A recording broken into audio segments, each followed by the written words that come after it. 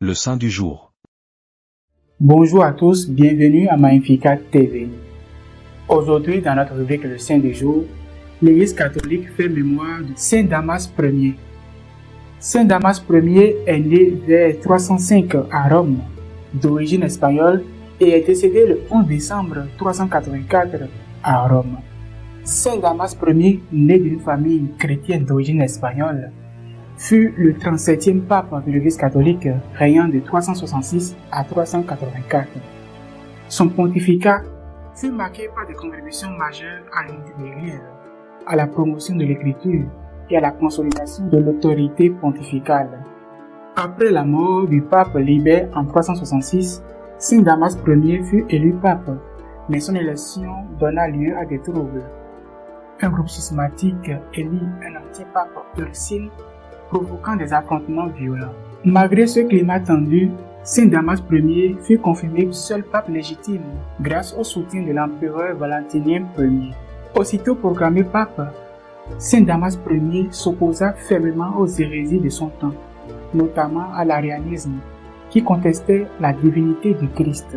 L'arianisme est l'une des principales hérésies auxquelles l'Église catholique dut faire face au IVe siècle, et le pontificat de Saint Damas Ier fut marqué par des luttes actives contre cette doctrine. Cette hérésie fut fondée par Arius, un prêtre d'Alexandrie qui contestait la pleine divinité de Jésus-Christ.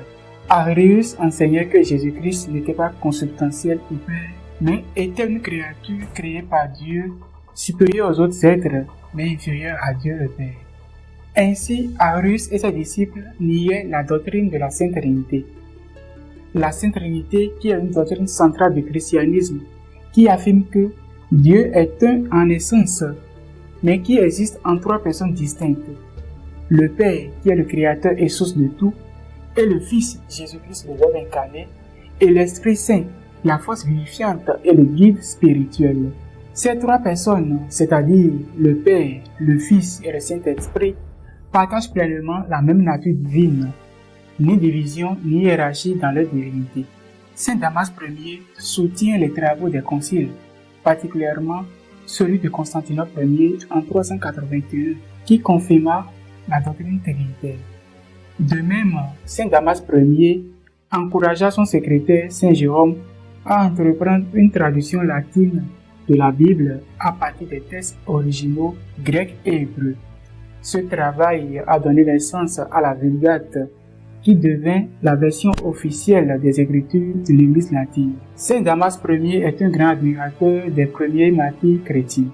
Il fit restaurer leurs tombes dans les catacombes de Rome et composa des inscriptions en leur honneur, mettant en avant leur foi et leur courage. Il popularisa le culte des martyrs et renforça leur rôle comme modèle de sainteté.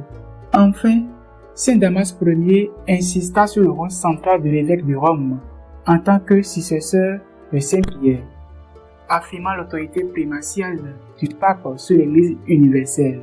Saint Damas Ier mourut le 11 décembre 384 après 18 ans de pontificat. Reconnu pour sa foi inébranlable et son zèle pastoral, il fut rapidement vénéré comme un saint. Sa fête liturgique est le 11 décembre.